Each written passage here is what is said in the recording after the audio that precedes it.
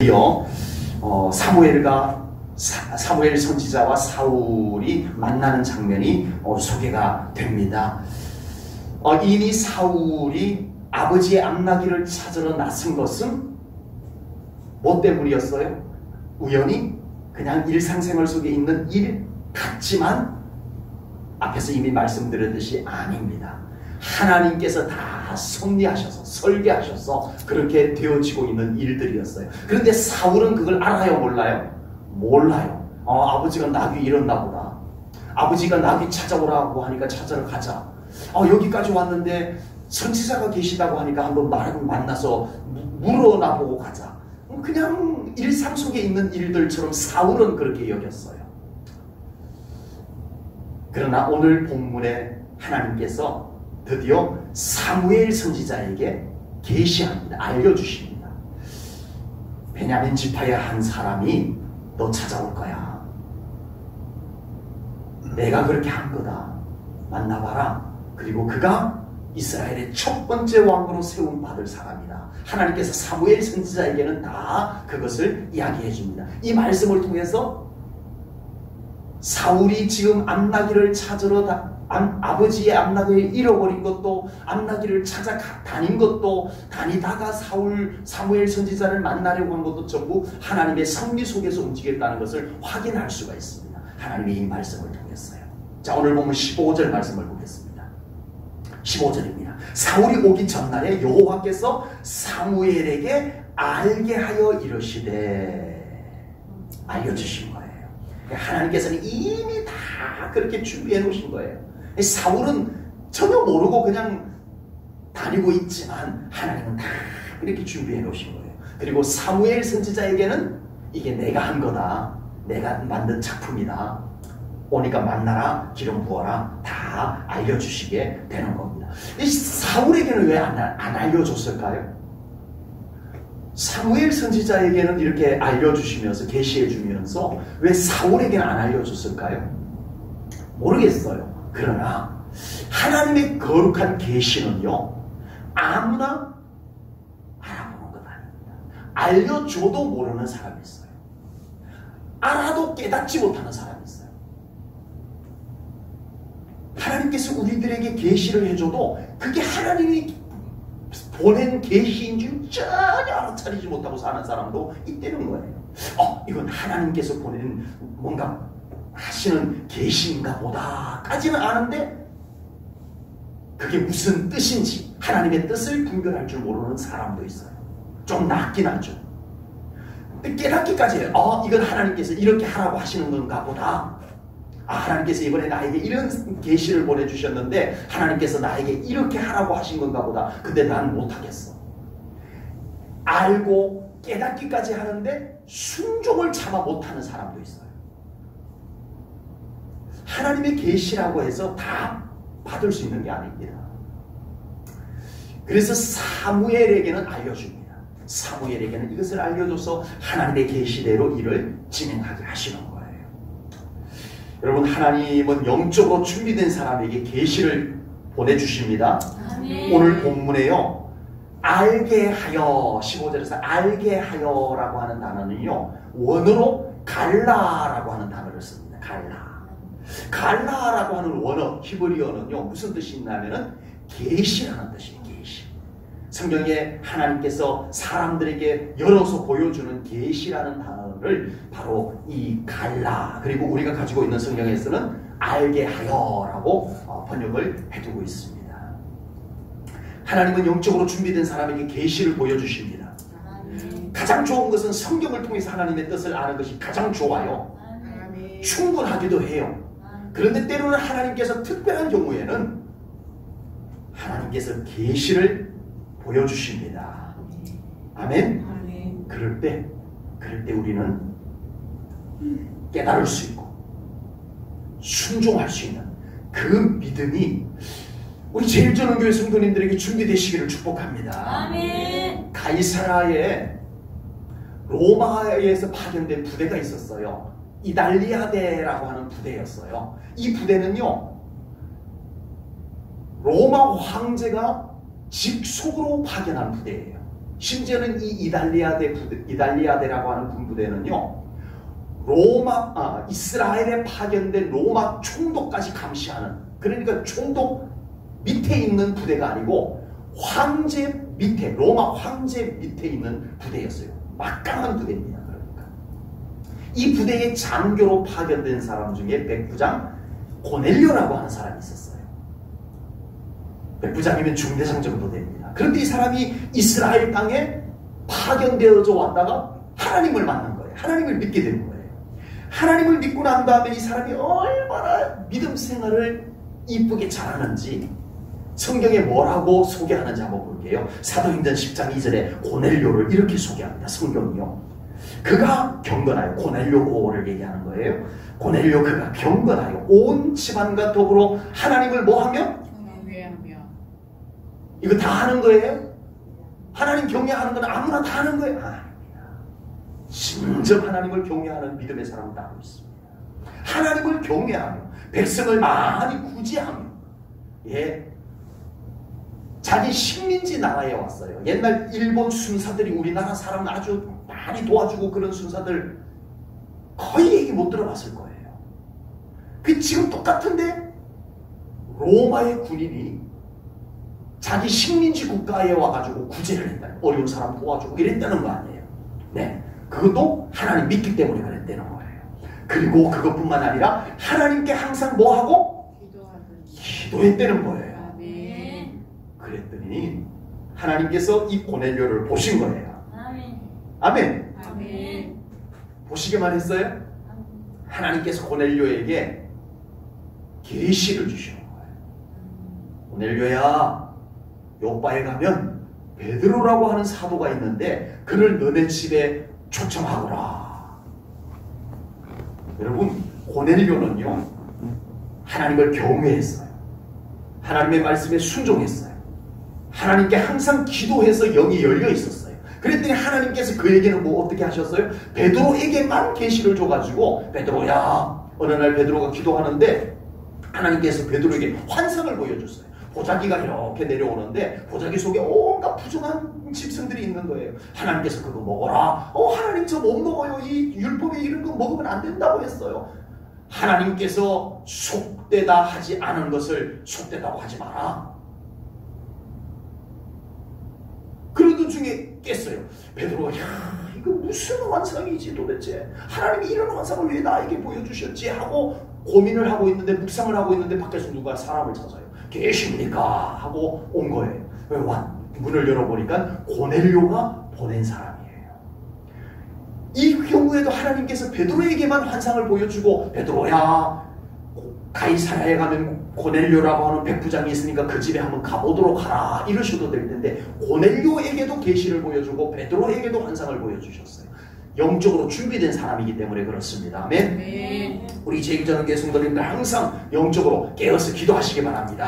아멘. 여러분, 우리가 놓친 하나님의 계시들이 얼마나 많은지 모릅니다. 우리의 삶 속에도 하나님의 섭리가 흐르고 있습니다. 아멘. 온통 하나님의 섭리가 우리의 삶 가운데 흐르고 있어요. 저도 이렇게 설교하지만 얼마나 많은 하나님의 섭리를 놓치고 살아가고 있는지 모릅니다. 솔직히 말해서. 저도 더 깨어나야 돼요. 아멘 해주세요. 아멘. 장일성 목사도 영적으로 더 깨어나야 돼요. 아멘. 그래서 더 많이 하나님께서 보여주시는 계시들을 가지고 말씀과 함께 여러분들을 정말 신앙으로 인도해 주셔야 돼요. 그리고 우리 사랑하는 성도님들도 영적으로 더 깨어나야 됩니다. 우리가 육신적인 삶만을 살아가서는 충분하지 않아요. 우리를 향한 하나님의 놀라운 오묘한 섭리들을 좀 깨닫고 그것을 우리가 누리면서 이루어지는 것을 경험하면서 그렇게 살아가는 우리 성도님들 되시기를 축복합니다. 아멘. 본문 20절 말씀을 보겠습니다. 20절입니다. 사흘 전에 이런 사무엘 선지자하고 사울하고 이렇게 만나서 이야기를 나누는 장면이에요. 사흘 전에 이런 내 암나기들을 염려하지 말라. 왜요? 왜 염려하지 말아야 돼요? 찾았느니라. 아멘. 아멘. 사울이 지금 찾았어요? 아니요. 사울은 아직 못 찾았어요. 암나기를 못 찾아가지고 사무엘 선지자를 만나러 간 거예요. 이 사무엘 선지자를 딱 만났더니, 사울아, 네 암나기 찾으러 왔지? 다 안다. 걱정하지 마라. 왜? 찾았다. 이거예요. 지금 사무엘 선지자를 만나서 뭘 하고 싶어요? 선지자요, 선경자요. 암나귀를 잃어버렸는데 어디 가면 암나귀를 찾을 수 있는지 좀 가르쳐주세요. 이것 때문에 왔어요. 이것 때문에 왔는데 사무엘 선지자는 암나귀 얘기는 안 하는 거예요. 그러고는 하나님께서 너를 다 이스라엘의 첫 번째 왕으로 존귀한 자로 세웠다, 이 말씀하는 거예요. 이 사울이 그 이야기 속에 빨려 들어간 거예요. 암나귀 찾아야 되는데 사울이 지금은 암나귀 찾는 이야기를 한 가지라도 안 하고 지금 왕이 될 거야. 저는 부족한데요. 지금 이 하나님의 거룩한 일에 지금 몰두하고 있다는 얘기입니다. 그런데 하나님의 거룩한 일에 집중을 하다 보니까 하나님께서 부수적인 일은 뭐를 해놨어요? 암나귀는 찾아지게 해놨습니다. 아멘. 아멘. 무슨 얘기냐면요, 우리의 삶 가운데 내가 붙잡고 해결해야 될 일들도 물론 있겠지만 우리가 정말 우리 하나님의 뜻을 존중히 여기고 그 하나님의 거룩한 뜻에 순종하다가 보니까 하나님께서 현실적인 일들을 이루어 주시는 것 경험하게 될 줄로 믿습니다. 아멘. 사울이요, 이 놀라운 경험을 해놓고도 어떻게 해요? 나중에 자기의 왕권을 유지하기 위해서 자기 힘으로 자기 인생, 자기 가문, 자기 왕조, 자기가 다 거머쥐고 자기가 지켜보고 자기가 해결해보겠다라고 하다가 다 끝나버립니다. 다 망해버립니다.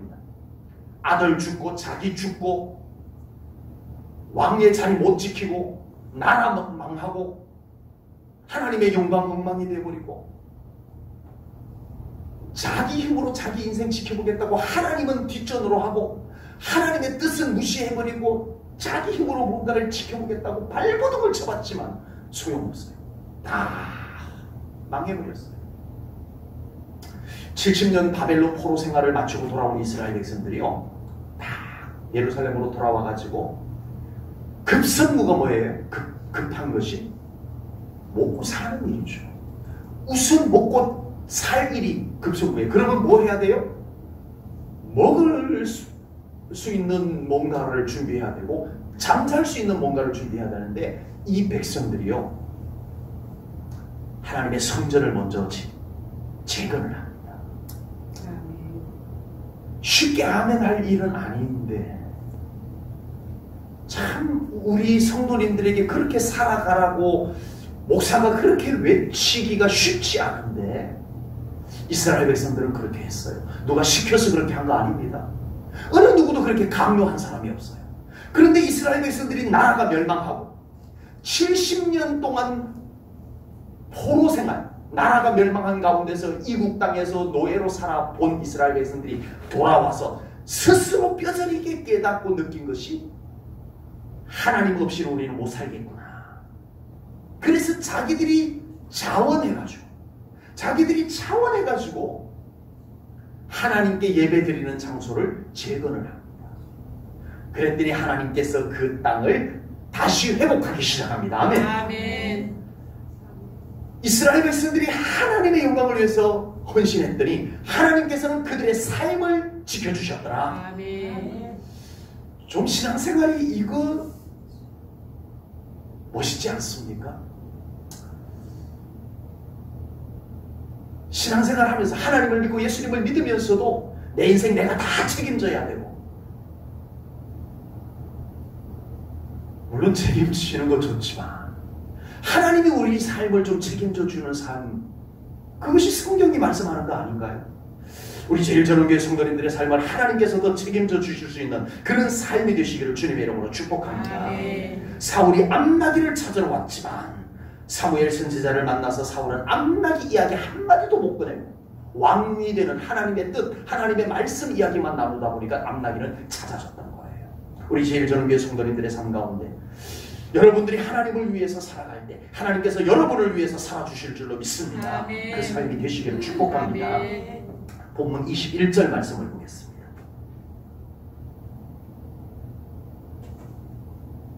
사울이 대답하여 이르되 나는 이스라엘 지파의 가장 작은 지파 베냐민 사람이 아니니까 또 나의 가족은 베냐민 지파 모든 가족 중에 가장 미약하지 아니하니까 당신이 어찌하여 내게 이같이 말씀하시나이까 하니 이 말은 무슨 말이냐면 이제 사무엘 선지자가 사울에게 네가 이스라엘의 왕이 될 거야 라고 한 거예요.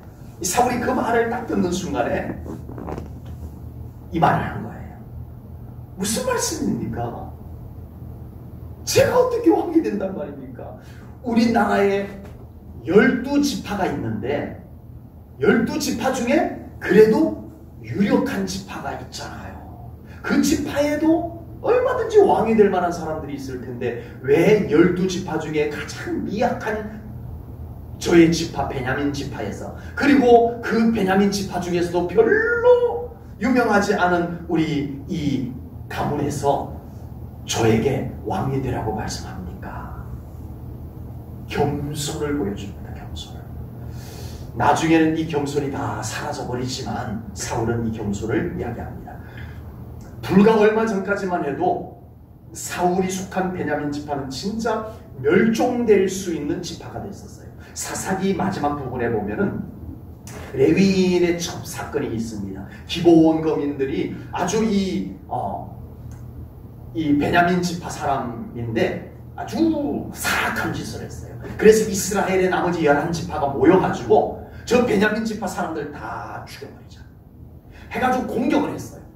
베냐민 지파를 11개 지파가 베냐민 지파 한 지파를 공격을 했어요. 그래서 베냐민 지파가 완전히 다 멸절될 뻔했는데 600명의 장정이 나왔어요. 600명. 베냐민 지파 안에서 600명밖에 안 남은 거예요. 그런데 이 나머지 지파 사람들이 뭐라고까지 얘기했냐면은 우리 저 600명 남은 장정들, 이 베냐민 지파의 남자들에게 이스라엘 여자들을 시집 보내지 말자. 그래서 저 베냐민 지파는 씨를 날려버리자 까지 했어요. 그런데 그렇게 되지는 않았어요. 그렇게 한 지 얼마 안 된 거예요. 그러니까 그 600명 중에 살아남은 사람 중에 한 사람이 이 사울의 아버지 기스입니다. 사울이 아무리 생각해도 자기가 이스라엘의 첫 번째 왕이 된다는 것은 정말 이해를 할 수 없었던 거예요. 그래서 겸손하게 어떻게 제가 할 수 있습니까? 이거예요. 제비를 뽑았는데 사울이 안 보여요. 봤더니 저 진보다리 뒤에 이렇게 부끄러워서 숨어있는 모습을 보면 진짜 사울이 겸손한 건 맞아요. 나중에 변질이 되어서 문제지 그때는 진짜 겸손했던 거 맞아요. 하나님께서는 첫 번째 이스라엘 왕을 뽑을 때 겸손한 사람을 택하셨습니다. 아멘. 어떤 사람을요? 하나님은 겸손한 사람을 택하십니다. 하나님은 세상적으로 대단한 조건, 인간적으로 대단한 조건들을 택하지 않습니다. 하나님은 겸손한 사람을 들어서 사용하십니다.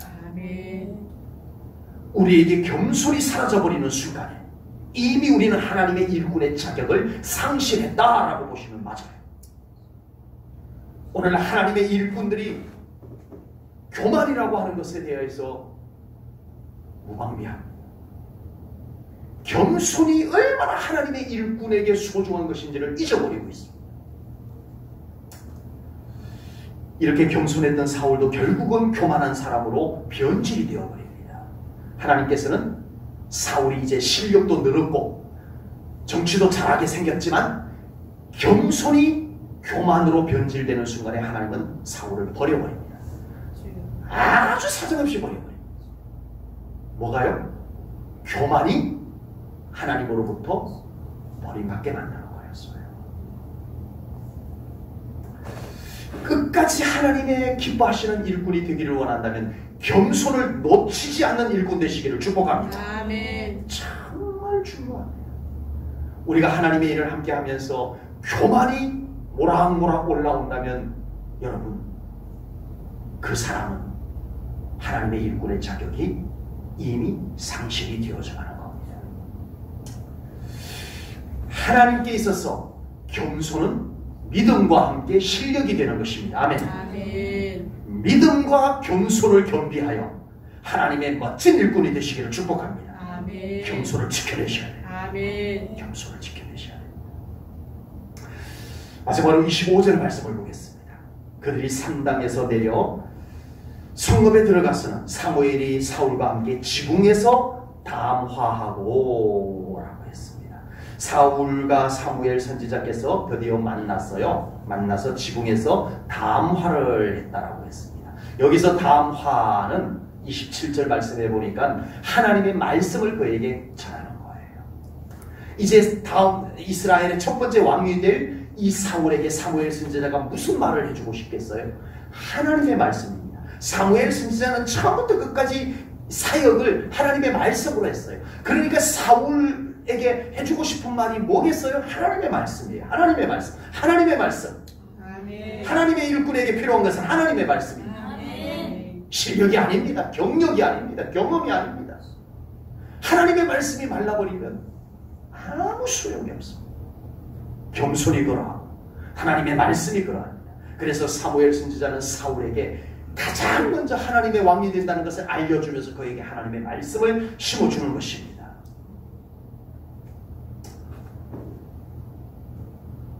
우리는 살아가면서 종종 내가 원하는 것을 얻기를 원합니다.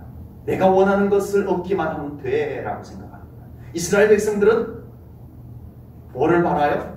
왕만 세워주세요 이거였어요. 그런데 하나님은 뭐예요? 왕을 세우는 게 중요한 것이 아니고 어떤 왕이 되는가가 중요하다. 아멘. 겸손한 왕, 아멘. 말씀을 붙잡는 왕, 아멘. 그런 왕이 되어야 된다. 그래서 사무엘 선지자는 사울에게 말씀을 그에게 먼저 선포합니다. 우리가 잊지 말아야 할 것은 신앙의 원리가 있습니다. 성공보다 더 중요한 것은 믿음을 지키는 겁니다. 아멘. 아멘. 얼마나 많은 사람들이 축복 받아놓고 잘못돼버려요. 정말 안타까운 마음에 어떤 사람은 차라리 축복을 안 받았더라면 저렇게까지 잘못되지는 않았을 텐데 라고 하는 생각이 들 때가 있습니다. 차라리 축복을 저만큼 안 받았더라면 저 사람이 저렇게까지는 잘못되지 않았을 텐데 이런 안타까운 마음이 들 때가 있어요. 축복 그 자체가 중요한 게 아닙니다. 내가 어떤 믿음의 사람이 되는가가 더 중요합니다. 아멘. 이거 놓치면 축복받아도 소용없어요. 성공해도 소용없어요. 내가 어떤 사람이 될까? 겸손한 사람, 아멘. 말씀 따라가는 사람, 아멘. 이거 놓치면 우리는 안 됩니다. 하나님의 일꾼으로서도 그렇고 우리의 삶의 유익함을 위해서도 그렇고요. 우리는 끝까지 우리 하나님 꼭 붙잡고 하나님께서 나를 붙잡아 주시는 그런 믿음의 삶을 잘 살아가는 우리 제1전원교회 성도님들 되시기를 주님의 이름으로 축복합니다. 기도하겠습니다. 하나님 아버지, 오늘도 귀한 말씀을 통하여 저희들 정말 우리가 하나님 앞에 어떤 사람이 되어야 할까를 묵상하게 하시니 감사합니다. 아멘. 나도 모르는 사이에 내가 원하는 것을 이루기만을 원하고 성공하기만을 원하고 축복받기만을 원하였지만 하나님은 그것보다 어떤 믿음의 사람이 될 것인가를 우리들에게 가르쳐주고 있습니다. 하나님 기도합니다. 우리 제1전원교회 모든 성도님들 하나님 앞에 흔들리지 아니하는 믿음의 사람이 되게 하여 주옵소서. 끝까지 경솔을 지켜내는 우리 믿음의 사람이 되게 하여 주옵소서. 말씀 졸졸 따라다니는 말씀에 순종할 수 있는 믿음의 사람이 되게 하여 주옵소서. 그리하여 언제나 우리 하나님이 지켜주는 복된 믿음의 승리자로 살아가게 하여 주옵소서. 또한 우리 제1전원교회 모든 하나님의 일꾼들이 이 믿음을 꼭 지켜내는